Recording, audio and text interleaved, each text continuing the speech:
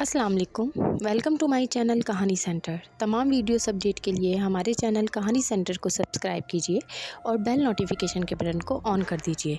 तो आइए चलते हैं कहानी के तीसरे और आखिरी हिस्से की तरफ। इमाम साहब मौलवी साहब की तरफ देखते हुए फ़ज़ल को बता रहे थे। मौलवी साहब मुसलसल इसी पोजीशन में तस्बीह के दाने गिरा रहे थे।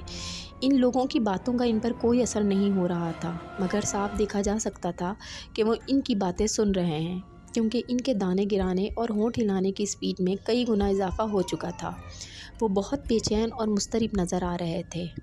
वही तो मैं कह रहा हूँ कि उस मंदिर में कुछ गैर मामूली है, बल्कि शायद वहाँ कुछ शैतानी ताकतें हैं, क्योंकि मैंने वहाँ किसी के कदमों की आहट भी सुनी थी इससे पहले कि वो शैतानी ताकत किसी को नुकसान पहुँचाए।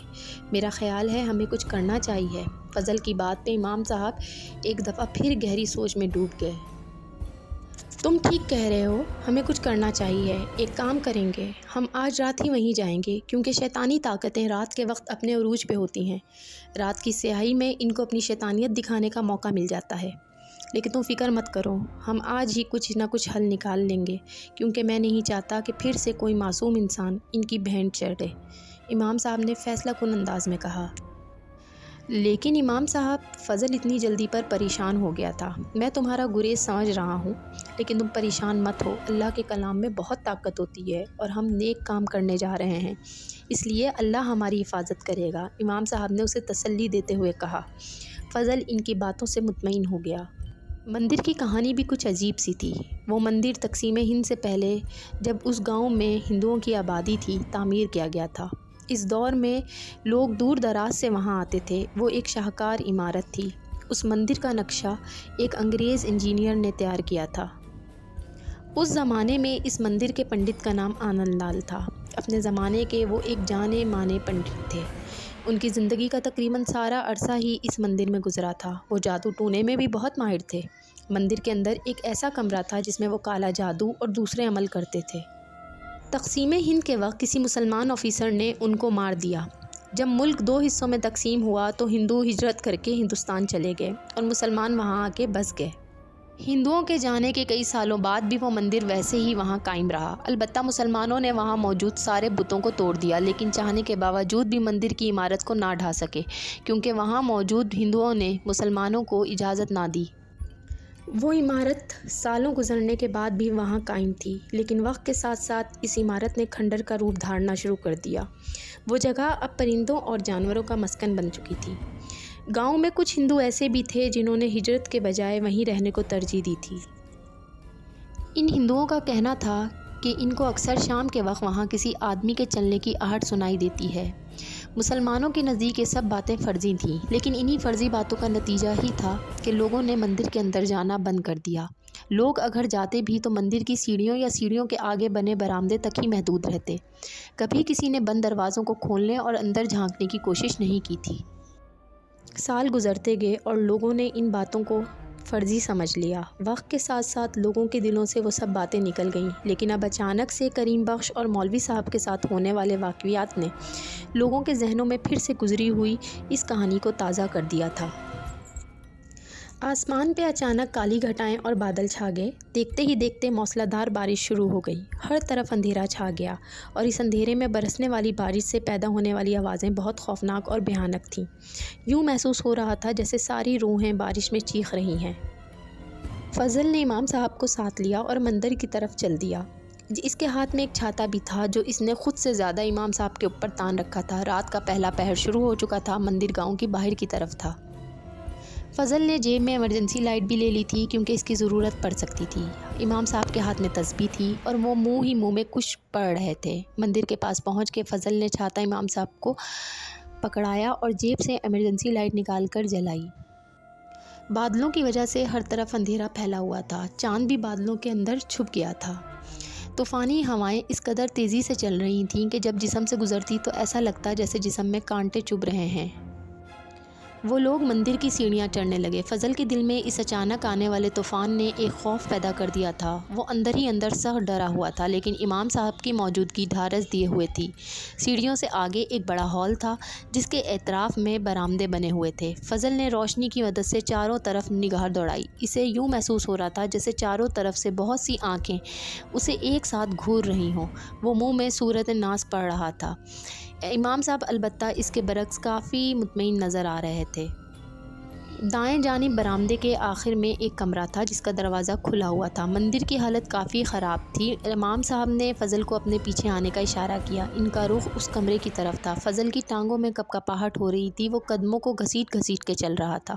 جو ہی وہ لوگ کمرے میں داخل ہوئے تو یوں لگا جیسے کسی نے اچانک پیچھے سے کمرے کا دروازہ زوردار آواز کے ساتھ بند کیا۔ فضل کے منہ سے چیخ نکل گئی۔ پریشان مت ہو، یہ ہوا کی وجہ سے ہوا ہے، امام صاحب نے اسے تسلی دی تھی۔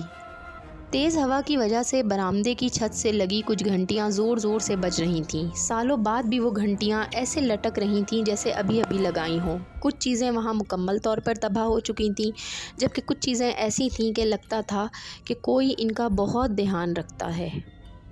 ایمرجنسی لائٹ کی روشنی بہت تیز تھی۔ امام صاحب نے فضل کے ہاتھ سے لائٹ اپنے ہاتھ میں لے لی اور کمرے کا جائزہ لینے لگے۔ کمرہ بالکل خالی تھا۔ چھت پہ جا بجا جالے لٹک رہے تھے۔ پورا کمرہ دھول اور مٹی سے اٹا پڑا تھا۔ امام صاحب، میرا خیال ہے ہمیں واپس چلے جانا چاہیے۔ کل دن میں آ کر پورے مندر کا جائزہ لیں گے اور ساتھ ہی گاؤں کے 2-4 اور لوگوں کو بھی لے آئیں گے، کیونکہ اس سے ہمیں کافی سہولت ہو جائے گی۔ فضل نے ان کو مشورہ دیا۔ وہ جلد سے جلد وہاں سے نکلنا چاہتا تھا۔ نہیں فضل، اب ہم یہاں تک آئے ہیں تو ایسے بنا کچھ پتہ لگائے تو جائیں گے نہیں، اور تم گھبراؤ مت، کچھ نہیں ہوگا، امام صاحب نے دیوار پر انگلی پھیرتے ہوئے کہا۔ مٹی کی ایک تہہ ان کی انگلی پر لگ چکی تھی۔ اندھیرے میں نظر تو نہیں آ رہا تھا، لیکن وہ محسوس کر سکتے تھے۔ فضل ان کی بات پر ایک دفعہ پھر خاموش ہو گیا۔ اس کا دل کسی انجانے خوف سے سوکھے پتے کی مانند لرز رہا تھا۔ تبھی اچانک زور سے بجلی کڑکی تھی۔ فضل نے دونوں ہاتھ کانوں پر رکھ لیے۔ امام صاحب نے زیر لب وہ دعا پڑھی جو بجلی چمکتے وقت پڑھی جاتی ہے۔ بارش اب کافی حد تک رک چکی تھی۔ ہوا کی شدت میں بھی کچھ کمی آ گئی تھی۔ بس کبھی کبھار بادل گرجتے تھے۔ ماحول کچھ پرسکون ہو گیا تھا۔ اچانک سے دروازہ خود بخود اندر اور باہر کی طرف چرمرانے لگا۔ ایسا لگ رہا تھا جیسے کوئی دروازے کو اندر اور باہر کر رہا ہو۔ وہ دونوں دروازے کی طرف متوجہ ہوئے۔ دروازہ کبھی بند ہو رہا تھا اور کبھی کھل رہا تھا۔ امام صاحب نے لائٹ کی روشنی دروازے کی طرف کی تو وہاں کچھ نہیں تھا۔ وہ مطمئن ہوئے اور ایک دفعہ پھر کمرے کا جائزہ لینے لگے۔ فضل ایک کونے میں کھڑا کانپ رہا تھا۔ تبھی دروازے کے باہر کسی کے قدموں کی آہٹ سنائی دی۔ آہٹ اتنی واضح تھی کہ ان دونوں کو بخوبی سنائی دی۔ کوئی بھاری قدم اٹھاتا ہوا دروازے کی طرف چلتا آ رہا تھا۔ امام صاحب نے لائٹ کا رخ دروازے کی طرف کیا تو اچانک اندھیرا چھا گیا۔ ایمرجنسی لائٹ خود بخود بند ہو گئی تھی۔ کسی نے دونوں ہاتھوں کی مدد سے دروازہ کھولا تھا۔ اندھیرے کے باوجود وہ دونوں دیکھ سکتے تھے کہ وہاں کوئی سایہ کھڑا تھا۔ فضل تو یہاں تک بہت ہی بامشکل دیکھ پایا تھا اور ڈر کے مارے وہیں بے ہوش ہو گیا تھا۔ البتہ امام صاحب اب تک نہیں گھبرائے تھے۔ کون ہو تم اور کیوں لوگوں کو پریشان کر رہے ہو؟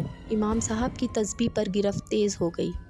میں وہ آہٹ ہوں جو یہاں کے لوگوں کے دل اور دماغ میں خوف پیدا کرنا چاہتا ہوں۔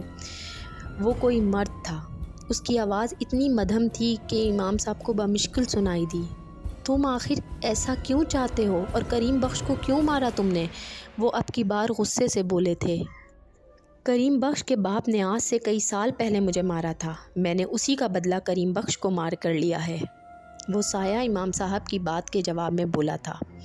ہاں تو کریم بخش کے باپ نے تمہیں مارا تھا تو تم نے بدلے کے لیے اس معصوم کو کیوں چنا؟ اور مولوی صاحب سے کیا دشمنی ہے؟ ان کو کس بات کی سزا دے رہے ہو؟ امام صاحب نے قدم بڑھاتے ہوئے کہا، لیکن وہ قدم نہ اٹھا سکے کیونکہ ایسا لگ رہا تھا جیسے کسی اندیکھی طاقت نے ان کے پیروں کو باندھ رکھا ہو۔ میں اپنے کیے پہ شرمندہ ہوں، اس لیے میں نے واپس جانے کا فیصلہ کر لیا ہے اور مولوی صاحب کو بھی آزاد کر دیا ہے۔ اب وہ ٹھیک ہو جائیں گے۔ لیکن تم ہو کون؟ امام صاحب نے حیرت سے دریافت کیا۔ پنڈت آنند کمار، جواب دے کے وہ سایہ اچانک غائب ہو گیا۔ امام صاحب کو یوں لگا جیسے پوری عمارت کسی زلزلے کی زد میں آ گئی ہو۔ وہ آیت الکرسی پڑھنے لگے۔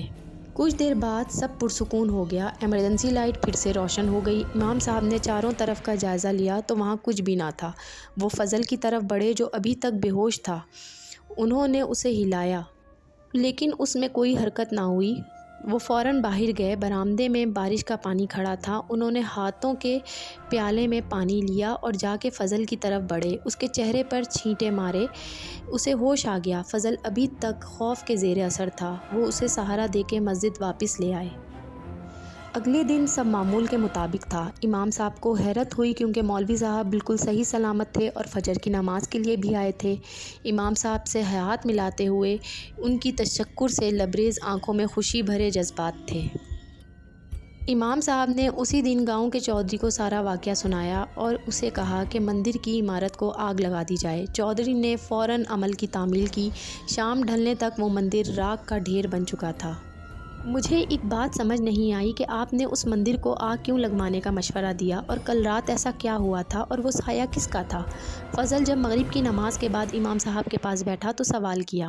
بس وہ ایک شیطانی روح تھی جو سالوں پرانا بدلہ لینے کے لیے اس مندر میں بھٹک رہی تھی۔ اب اس کا بدلہ پورا ہو چکا ہے اس لیے وہ واپس چلی گئی ہے اور مندر کو آگ اس لیے لگوائی تاکہ وہ دوبارہ وہاں نہ آ سکے۔ اور ویسے بھی جن جگہوں پر اللہ کا نام نہ لیا جائے وہاں شیطانی طاقتیں بسیرا کر لیتی ہیں۔ امام صاحب نے اسے کہانی مختصر کر کے سنا دی۔ وہ یہ بات چھپا گئے کہ وہ بھٹکی ہوئی روح کس کی تھی اور کس سے بدلہ لینے آئی تھی۔ اس دن کے بعد سب کچھ پہلا جیسا ہو گیا تھا اور دوبارہ کبھی کسی کو کوئی آہٹ سنائی نہیں دی۔ اس مندر کی جگہ مسجد تعمیر کر دی گئی۔ اب وہاں لوگ نماز ادا کرتے ہیں۔